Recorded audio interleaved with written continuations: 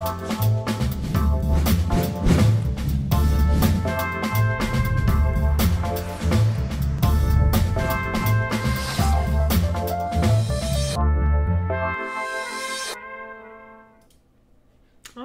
here we are for round 3. 3 rounds, 3 die roll wins in a row.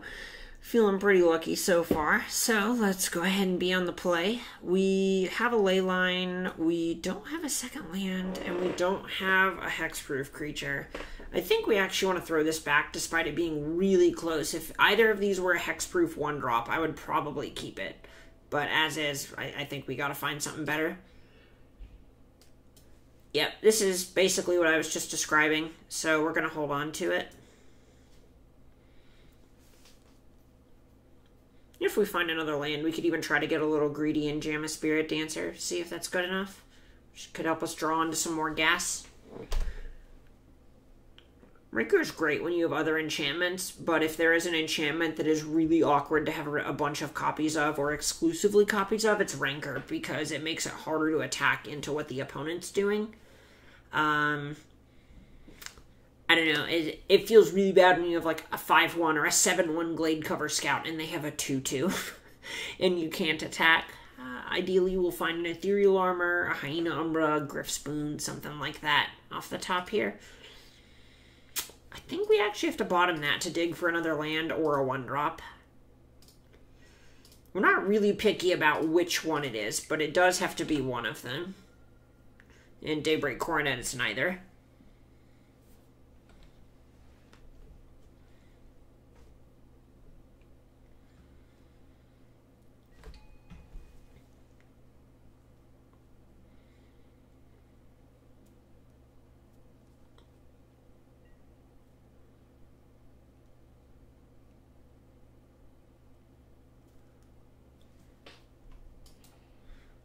Oof, Leyline is fine here. I mean, it stops Thought-Knot here, but that's about it. I don't think this is an awful matchup. The biggest problem card is Eldrazi Temple. That's not a bad one. I'm going to go on and just play the Rancor here, as it's worth more points of damage.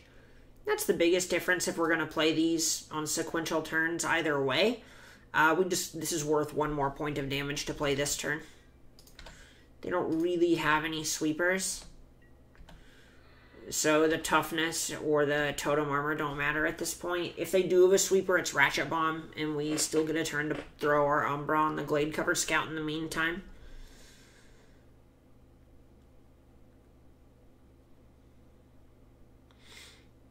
Thought-Knot. Gross.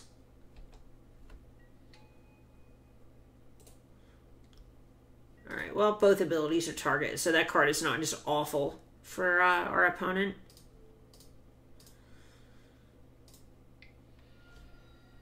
Alright, well, it has first strike, so it can attack into the Thought-Knot Seer.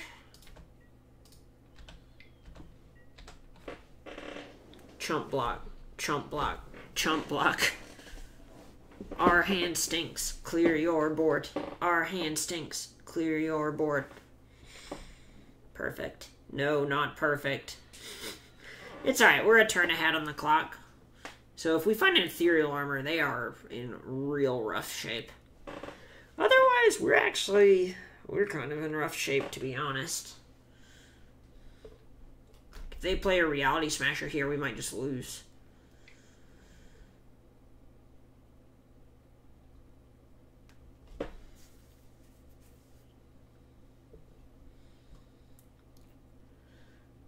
Eldrazi Tron is one of our worst matchups in the format. Oof, Chalice on 1. Glad they did that this turn instead of last turn.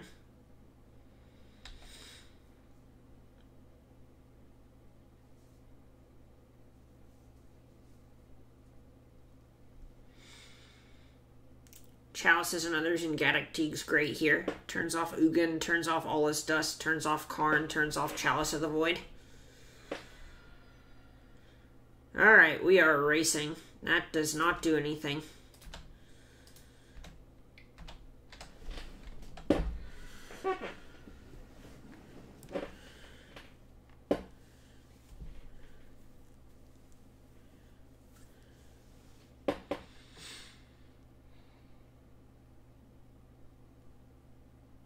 I think our ideal draws are like land into land would be really nice. Land just gives us a couple chump blockers for the Thought-Knot Seers in our core Spirit Dancers.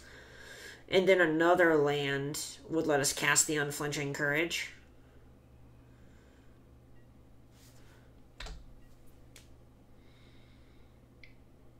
Alright, well, they're still going for it. Hope they don't play like an Endbringer or something next turn. That'd be pretty bad for us. Sorcery speed cracking, sure.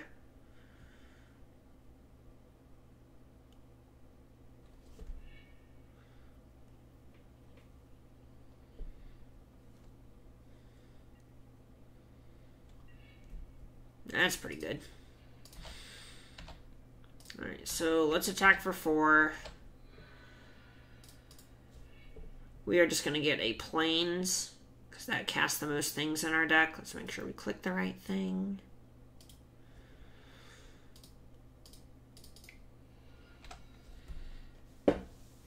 And deploy a chump blocker.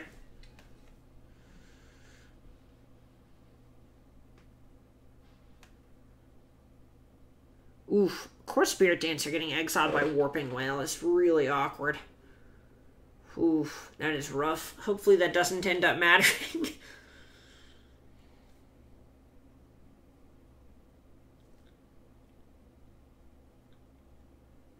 No, all is dust. No, all is dust. No, all is dust. Oh no, it's all is dust. Please do not be all is dust. We are a turn away from winning the game. Alright, perfect. That is decidedly not all is dust.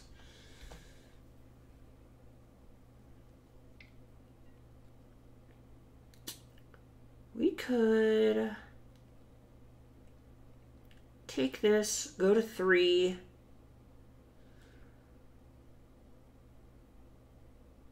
And then, if we go to 3, Fetch Shock doesn't count as a way to cast Unflinching Courage, so I'm going to go ahead, or a Shock Land doesn't actually, because we can't tap our Canopy as well, so I'm just going to go on and chump here.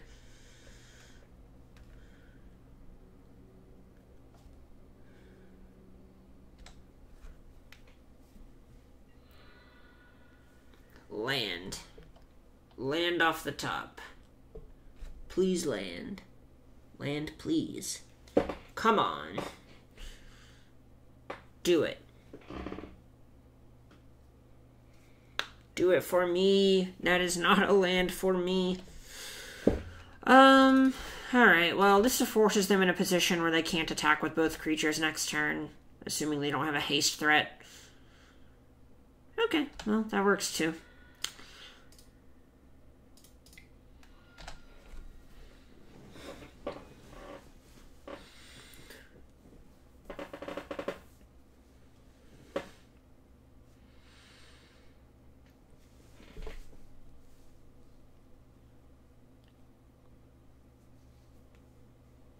Alright, deck. Time is now. Ghost Quarter does not matter. No, is that Karn? Karn would be really bad for us. Worm Coil also would be really bad for us. Jeez.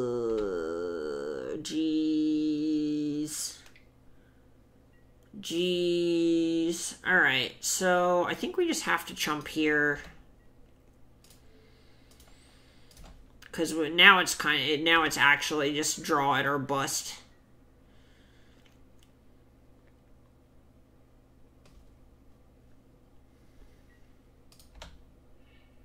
Alright, we did it. Glad we didn't go to 2.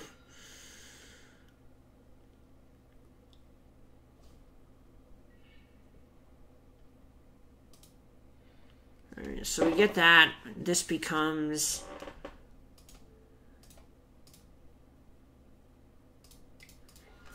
Alright. So we go to 10, and then they have 10 on the way back. So we just have to pass.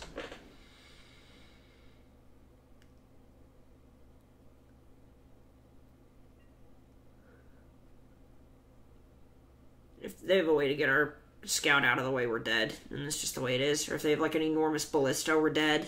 A lot of things we're dead too. That was a pretty good draw. That was a pretty good draw.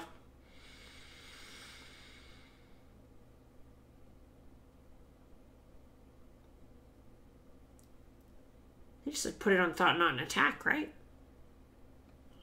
I don't really know what they're thinking about here, but... Oh, wild. What are they waiting on?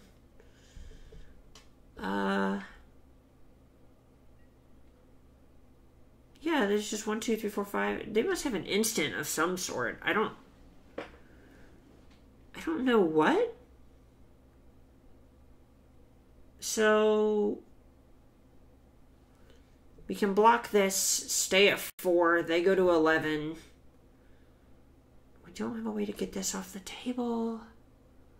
But they don't get a token off their worm coil, so I think that's our out, because no. If we kill the worm coil, then we can rip Daybreak Coronet and still be in this game. So I think we have to kill the worm coil.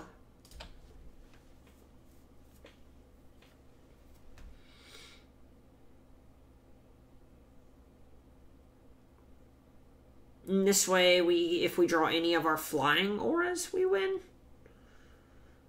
So we can draw Lunarch Mantle, or Griffspoon gets countered by Chalice of the Void, but Lunarch Mantle and Spirit Mantle both get there. Alright, and we go to 4.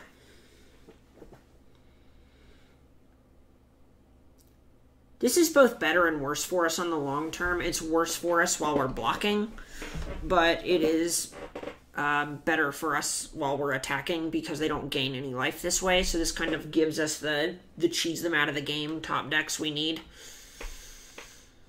Or the opportunity to have the cheese them out of the game top decks we need. I think Ghost Quarterist, that could actually be pretty rough. Yeah, we will not. For we do not have basics left. That's awkward. So we attack, they triple block. We can then kill both of the worm tokens. And the germ knocks our Hyena Umbra off, which means we lose first strike and only have 5 power.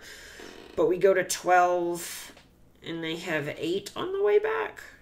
But we still don't have first strike. Yeah, I think we just have to wait a turn.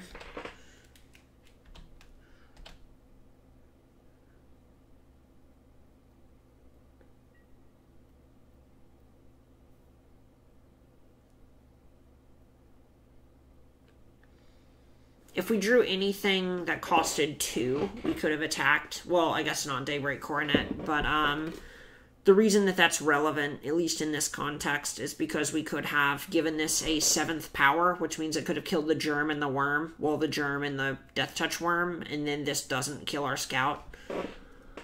Chalice on 2. That is probably it for us. I don't think we can beat that. Let's see how they attack. They might just throw the game away, which would do a lot for us, depending on how they choose to send in attackers. If they just attack with everything, I think we're dead, but they might not realize it.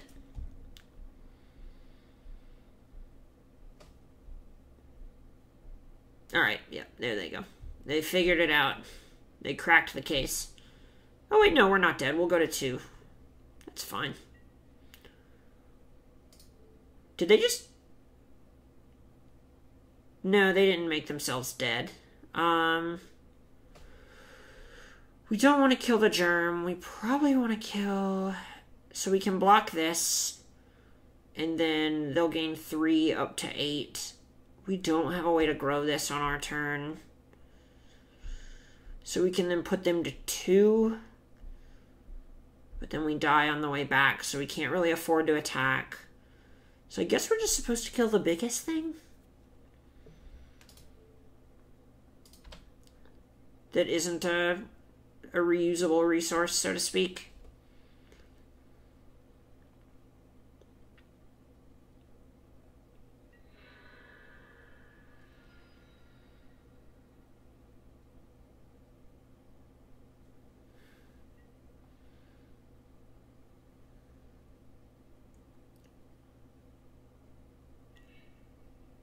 Alright, that's a start. So we could draw Griff Spoon.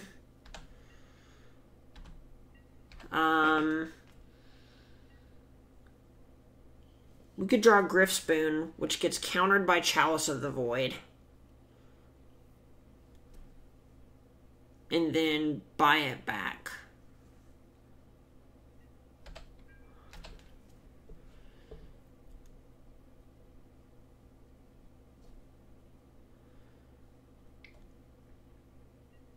Really odd attacks from them. If they just equip the Batterskull to something, we lose. I guess we'll get rid of their lifelink token. We take 7, gain 6, so we effectively take 1. Yeah, this is fine, I guess. And then we take, yeah, this is the way.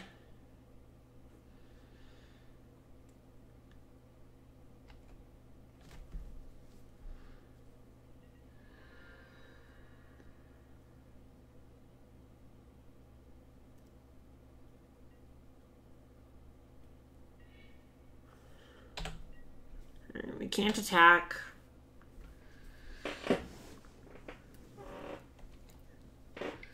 Like, why haven't... Yeah, if they just move the Batterskull over to the worm at any time, we lose the game.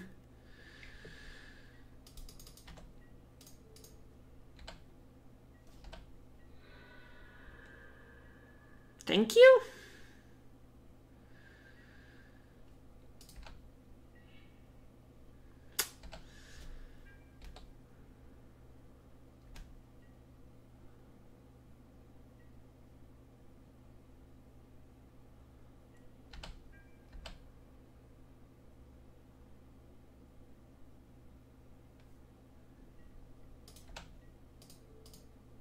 Just get 4 or 6 free life here.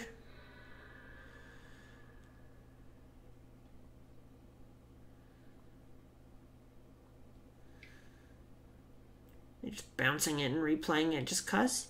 I don't know. Our opponent's taken some suboptimal lines. We really should. I don't think we should be in this game anymore, but we have been given another chance. I don't think it's going to help us very much, but we shall see. We shall see.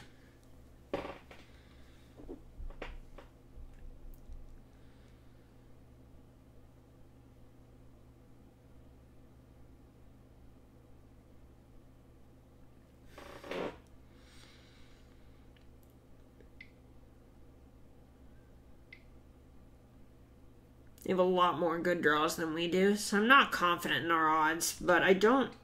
This game isn't lost. I mean it very genuinely when I say if we draw a Griff Spoon, we have an avenue again.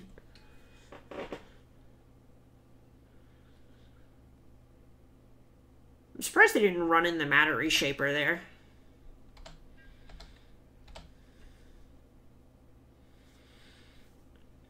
Just try to draw a card or something, or offset some of the life that we would be gaining.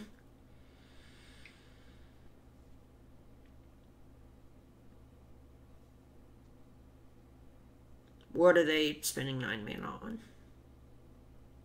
Ugin or Ulamog? Ugin? Alright, sure. That is good enough. How far away was it? Very. Very. Alright, let's begin boarding. So, ley lines are not great against them. Spirit Mantle's pretty okay. Griff Spoon is fine. I think getting through their creatures is actually kind of an issue. We need to have seals to get through Chalice of the Void. Gaddock Teeg is quite good against them. Suppression Field is a little on the low end. I don't love it. Stony Silence is really only good against the card Expedition map, and I guess Basilisk Collar. But Collar is... I think it's been on the decline lately, so I'm not super worried about it. Ghost Quarter is less good against the Eldrazi Tron versions of the decks than the typical ones, because you're kind of putting yourself down a land to make them at a similar amount of mana most of the time.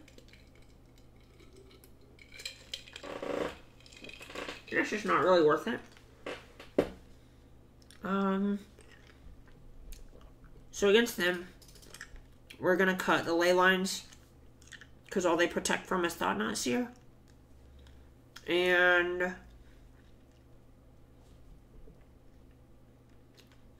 Stony Silence also does Batterskull, which would be an issue if they equipped it, but I'm not sure if they realize that you can move a Batterskull onto other creatures.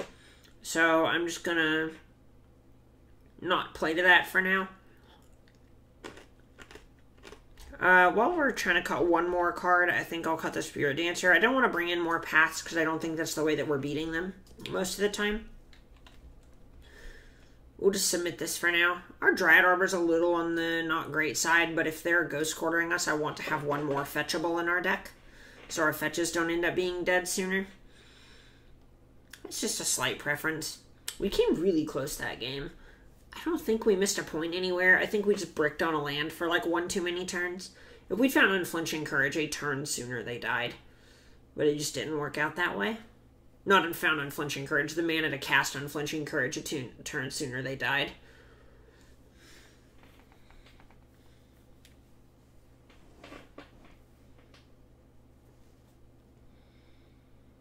Good thing we didn't keep that first opening hand that really leaned on the Leyline of Sanctity. That would not have worked out remotely.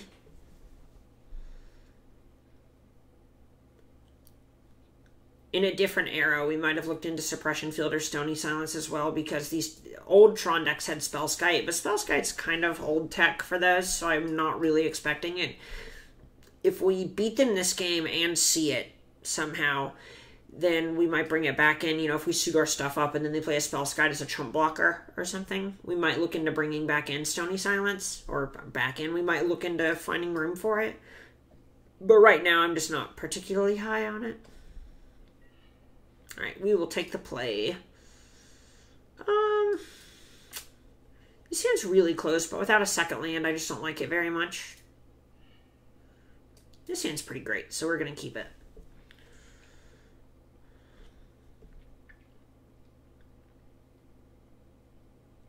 Ideally, we find another white source so we can go turn 1 Bogle, turn 2 Dancer, turn 3 Umbra on Dancer, Coronet on Dancer, attack for 8.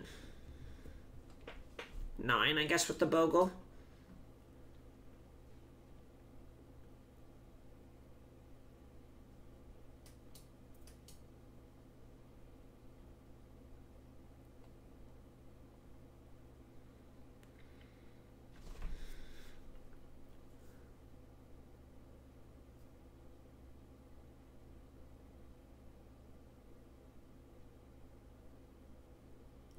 We could get got by a Chalice on 1. If on their second turn they Chalice on 1, just because then we can't Umbra or Coronet, which could be a little rough.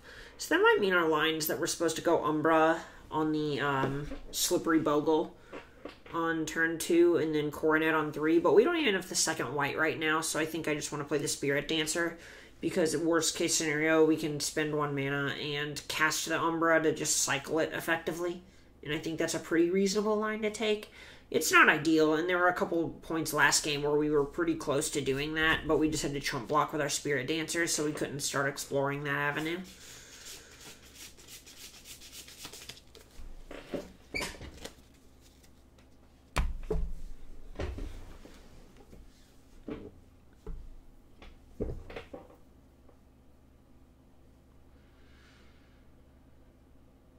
Tough tank from our opponent. They might just have one of those really close Expedition map hands or something. There are a lot of those where you just have you see like one land Expedition map nut draw or something where it's like Eldrazi Temple, Thought-Knot Seer, Expedition map, and you just go, do I think they have the ley line and that I will hit a second land? I am on the draw. I don't know. Or if they just have a slow hand that relies on an Ugin and they just think, well, is she gonna kill me on turn 3, you know, before this Ugin comes down? Or do I think Ugin's gonna get there? They're playing a pretty atypical build of the deck. I assume they're not playing Walking Ballista. That looked like the card they were missing last game, and having room for both Batterskull and Ugin was a little abnormal. The one Worm Coil is pretty normal in the decks, but Worm Coil and Batterskull and Ugin means they had to make room somewhere. I'm not 100% sure where.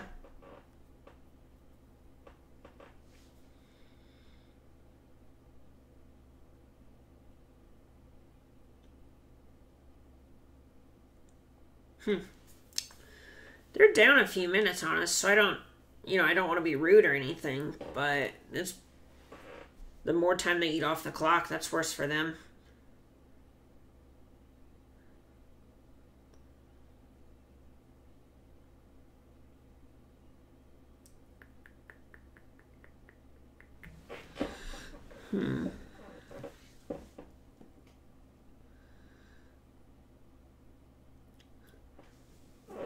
So our base 2 lines are still just the turn 1 Bogle into turn 1 Umbra, or turn 2 Umbra, rather, and that's going to depend a lot on what we draw on turn 2 and what they do on turn 1.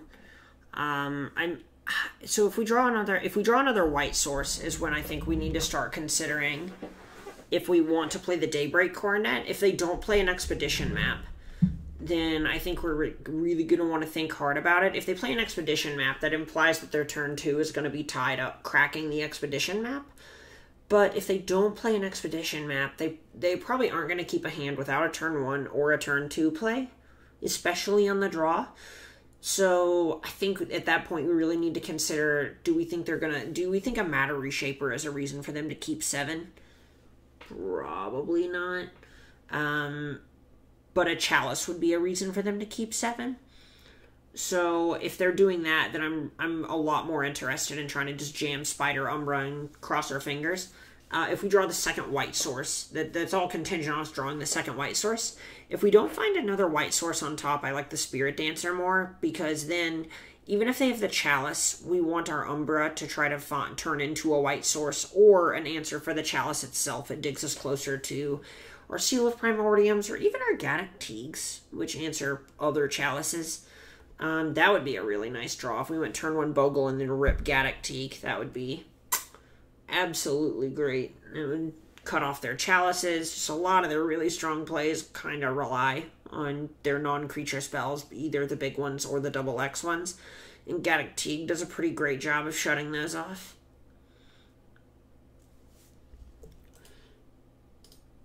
I think, so I'm not sure. There might just be things I'm missing, but especially if they're not on the Walking Ballistas in their deck, then I think that the Leyline of Sanctity is something that I'm really looking to keep out. Last game kind of showed that even with Thought-Knot Seers not getting abilities, I don't think that really impacted us very much. And there's even a debate for whether or not it would have been better if they could have targeted us with Thought-Knot Seers. That way we could have been cycling or turning the spells in our hand we couldn't cast into us trying to find the land for Unflinching Courage when they were chump blocking, since they started chumping pretty early. Suppression Field's not great. I don't know. I mean, it's going to be worse than Stony Silence against them a majority of the time. Suppression Field turns off Ghost Quarter. Not turns it off, but taxes Ghost Quarter. And it hurts Planeswalkers. So if we see Karn, then Suppression Field will be a bit more of a consideration. But otherwise, I think I'd rather not hurt our own fetch lands or our ability to activate Horizon Canopy and Seal of Primordium. It's just kind of a case of it backfiring, double-edged sword and all that. I already talked about the path thing, but if we see multiple Worm Coil engines or Spell Skites, that might be a better thing for us to be doing than Stony Silence. That way we can actually just deal with the Spell Skite, because if we, I don't want to end up in a situation where we have a Bogle with 2 Umbras on it and we look like, it's just an embarrassing situation. Another case for Stony Silence that I hadn't considered until just now is that Stony Silence turns off Ratchet Bomb. That's actually pretty attractive.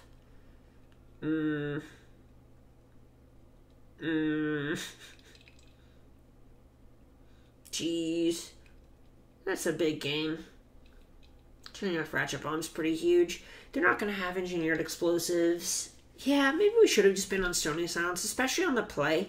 So on the play, Stony Silence is also able to hurt Expedition Map, and that's a much bigger game than one would assume at face value. I'm starting to worry about our opponent. Maybe they just have a draw where they think they can win in a couple of minutes. They may end up just timing out due to inactivity, but we aren't disconnected or anything as far as I know, so I don't think it's on our end.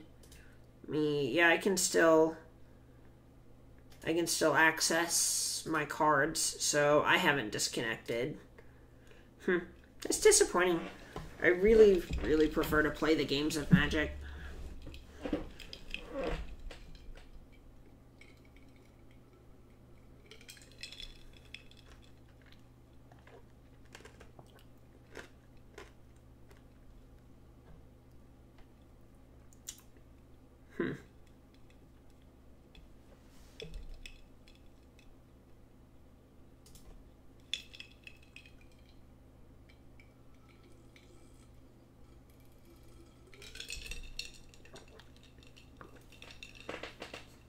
This is one of the matchups where Core Spirit Dancer tends to be a lot better unless they have Warping Whale.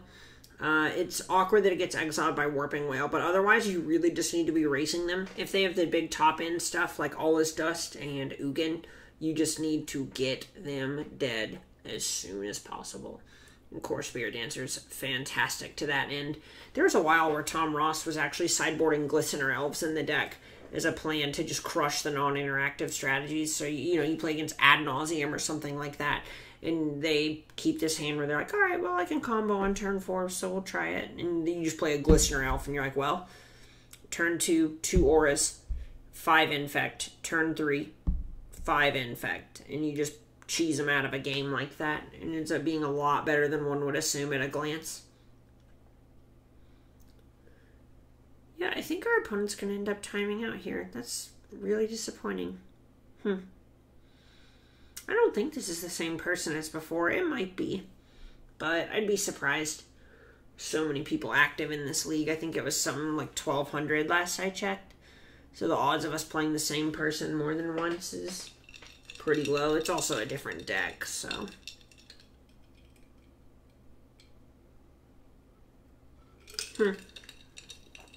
Alright, well, looks like they lost due to inactivity. But, all of that being said, let's just go back to the deck for a second. As far as changes, this is basically where I want it. The Ghost Quarter might be a little bit much. We could look at turning that into something that's good against Death Shadow. We're pretty okay against them already, so I'm not super worried about it. But if you did want something against them, you could look at Condemn. If you wanted something for the grindier matchups, you could just look at playing a Solana Ledgewalker on the board to customize your 2-drop slot a little bit. I think that might be the next thing I try out. Anyway, thanks a whole lot for watching. I appreciate y'all. If y'all have any feedback, any cards that you've tried in Hexproof that you like, you seriously just post a comment. I love interacting with y'all, and I do my best to read everything on YouTube and on Star City Games' main page. I appreciate y'all. Make sure and hang out next time. See you soon now. Bye-bye.